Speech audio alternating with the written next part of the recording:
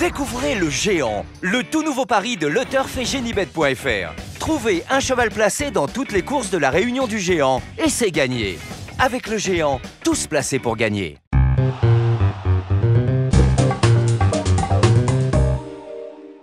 Bonjour à tous et bienvenue sur notre plateau pour notre émission reçue 5 sur 5, l'émission consacrée au Quintet Plus et Top 5. Pour étudier l'événement de ce vendredi, j'ai le plaisir d'accueillir sur ce plateau Monsieur Damien Cazet. Bonjour. Bonjour Yann et bonjour à tous. On évoque ensemble ce Grand Prix de la ville de Cabourg, un beau Quintet Plus disputé sur 2850 mètres, 2 échelons de départ, des chevaudages bien connus des parieurs. Maintenant, ça reste Cabourg et son petit lot de surprises parfois.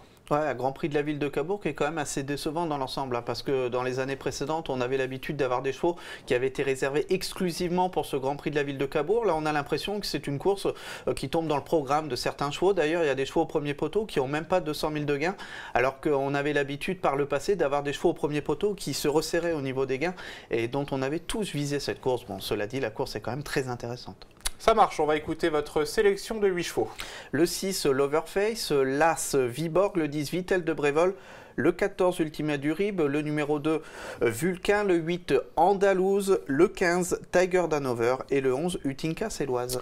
On évoque votre favori, il s'appelle l'Overface, il portera ici le numéro 6, un cheval qu'on connaît désormais bien sur notre sol, qu'on est habitué à voir courir des ferrés des 4 pieds, qui va se produire ferré, mais qui a déjà bien fait corde à droite et notamment sur l'hippodrome de Bordeaux il n'y a pas si longtemps que ça. Voilà, il était à la lutte avec Echassen, une autre étrangère très intéressante. Cette course qui semblait un petit peu plus relevée, parce qu'il y avait pas mal de concurrents étrangers, c'était d'ailleurs un étranger qui était grand favori ce jour-là, et l'Overface venait gagner tout à la fin sur la piste très sélective de Bordeaux, qui n'a rien à voir avec Cabourg, qui est une piste qui a des lignes droites beaucoup plus courtes. L'Overface, alors vous l'avez dit, qui est ferré cette fois-ci, qui était ferré la dernière fois, et il y a une non-performance ce jour-là, mais qui avait des ressources, il ne faut pas prendre en compte cette performance.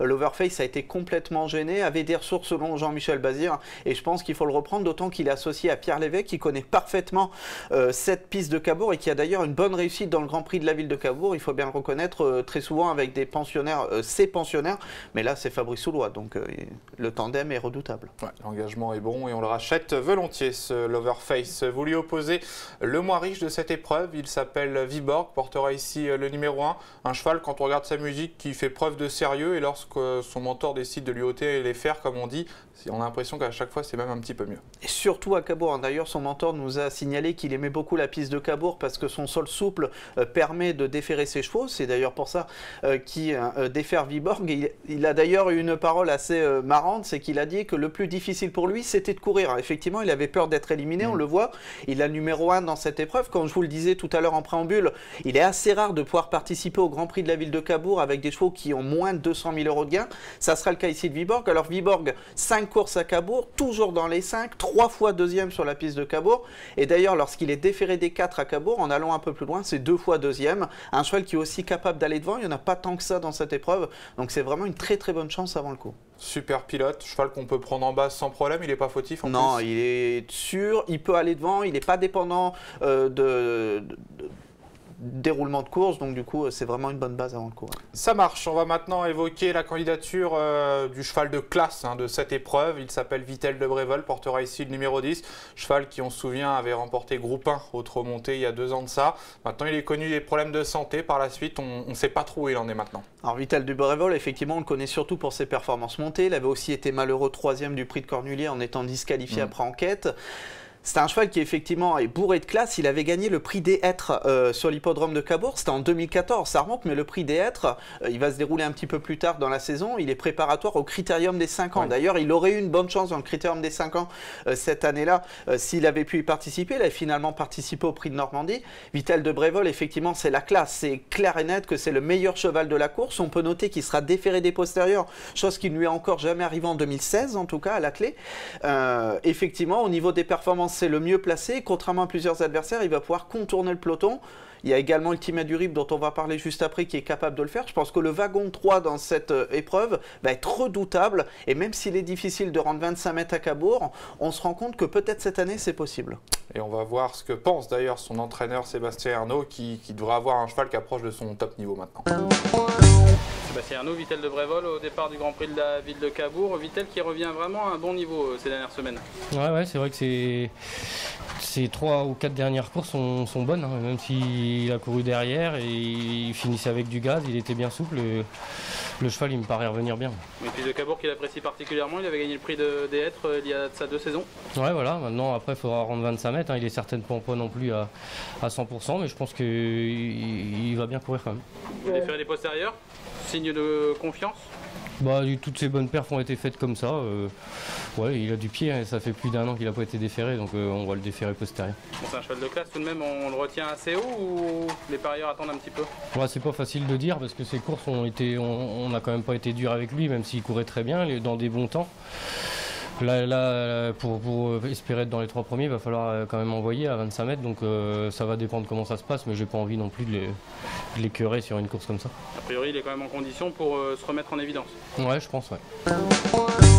Bon, il est confiant. Il va être un peu plus offensif malgré tout que ses courses de rentrée. Et puis comme on le disait, Viborg, il va faire beaucoup de rythme devant, probablement éclater le peloton, et ça c'est un avantage pour Vitel de Brévol qui va pouvoir peut-être venir à 3 plus facilement au dernier passage en face. Ça marche, donc Vitel de Brévol, on a hâte de le voir sous son meilleur visage. On va évoquer la candidature d'un autre concurrent qui rend la distance, c'est Ultimate du Rib, vous en parliez tout à l'heure. Cheval qui est le tenant du titre de cette épreuve, qui avait créé la surprise, il y avait une cote déjà l'an passé, je crois qu'il y avait pas loin de 40 contre 1. Et il sera peut-être un peu plus joué cette année, non? Et il avait fait un truc incroyable cette année, l'année dernière, parce que Joël Allais nous avait dit avant la course, le cheval va probablement manquer de conditions. Il nous avait même conseillé de le regarder courir et il avait attaqué d'entrée de jeu. Le cheval, dès la sortie des élastiques, il était venu quasiment tout de suite en tête. À un tour du but, il était déjà tête et corde. Il avait roulé à fond et il avait gagné très facilement ce Grand Prix de la ville de Cabourg. Oui, il va être probablement plus joué parce qu'un homme averti en vaut 2. Donc du coup, maintenant, les parieurs vont s'en méfier. En plus, l'écurie de Joël Allais est en très grande forme. Ils viennent de remporter le quintet de mercredi à Vire grâce à Arnaud de Bossens. Ultima du Rib, comme je le disais, pour Vitel de Brévol, qui est capable de contourner ses adversaires. C'est d'ailleurs ce qu'il avait fait l'année dernière. Un cheval qui a beaucoup de train et comme effectivement la course va être probablement rythmée avec Viborg, ils vont probablement pouvoir revenir de l'arrière-garde et effectivement ces chevaux-là sont vraiment des bonnes chances. Ce sont les meilleures valeurs, Vitel de Brévol et Ultima du Rib. Disons qu'on les met pas en première et deuxième position parce que c'est Cabourg, quoi. Voilà, c'est juste pour ça. Ça marche, mais c'est des chevaux qui, si avec le bon parcours, peuvent prétendre aux toutes premières places. On l'a bien compris. Si on va maintenant s'intéresser à la candidature de Vulcain, il portera ici numéro 2, un cheval aussi qui fait preuve d'une belle régularité en compétition, qui a peut-être plus trop de marge avec ses gains, mais il aime bien les petits anneaux. C'est un cheval qui démarre assez rapidement, ça. Voilà, c'est tout le contraire d'Ultimate du Rib et de Vitel de Brévol. Lui, on ne peut absolument pas contourner le peloton, mais on ne lui demande pas de faire ça, il part au premier poteau, donc c'est pas très grave. Mais effectivement, il part très bien, il va se placer juste derrière les animateurs et probablement venir garder un lot. L'avant-dernière fois, c'était pas mal du tout à Vincennes, il terminait 6e, on sait qu'à Vincennes, il est plus limité. Il trottait ce jour-là 13 effractions. C'est ce qu'on lui demande de faire ici, d'autant qu'à Cabourg, piste plate, déféré des 4 au premier poteau, associé à David Thomain, qui depuis le début du meeting à Cabourg fait un carton, quasiment à l'arrivée de toutes les courses auxquelles il participe. C'est effectivement un possible trouble fait, mais c'est pas un cheval qu'on va prendre en base, c'est plutôt un cheval qu'on va mettre impérativement dans le champ, quoi, derrière. Ça marche, le numéro 2. Vulcain, avant de se quitter, on va vous offrir un petit bonus, une interview de Flavien Provost, qui est l'entraîneur de la plus riche du premier échelon, Andalouse, qui sera pieds nus. On va voir quelles sont ses ambitions. Ouais, c'est très bon engagement en tête, à la limite des gains. La jument paraît en forme, si tout se passe bien, elle devrait être dans les 5. C'est une course vraiment préparée de longue date? Préparée de longue date, non, on peut pas dire ça, mais on l'a préparée pour quand même depuis quelques semaines. Et déféré des 4 pieds en plus? Ouais.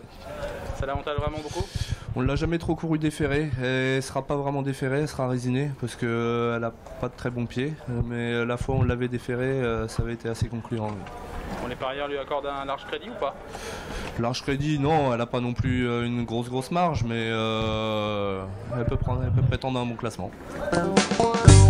Joli cadre avec le fumier derrière, c'était magnifique. Bon, Andalouse, elle avait été déférée des 4 pieds une fois, elle avait terminé 3e, ça remonte à il y a 2 ans, c'est une jument qui avait été placée de semi-classique, donc évidemment elle aussi elle représente la classe. Il faut reconnaître quand même qu'elle a été décevante, notamment lors d'une tentative sur l'herbe où elle était déférée des antérieurs, on la voyait un peu comme un soleil et elle n'avait pas été capable d'accélérer.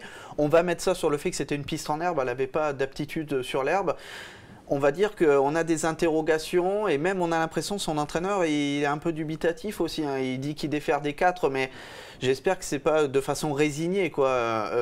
Maintenant, l'engagement est tellement bon. De toute façon, quand on est à la limite du recul à Cabourg, on met dans le prono, c'est obligatoire. Surtout avec un Tony Lebelair en plus qui sort cette piste à une très très belle réussite. Exactement. Voilà, vous savez tout pour ce Quintet Plus. Avant de se quitter, Damien, on va demander votre pépite. Je crois qu'on va aller dans l'autre belle course de cette réunion, le prix Fandango, autre montée. C'est ça, avec l'un des plus jeunes de la course, le 503 Botido, qui déférait des 4 pieds l'avant-dernière fois, avait trotté 12.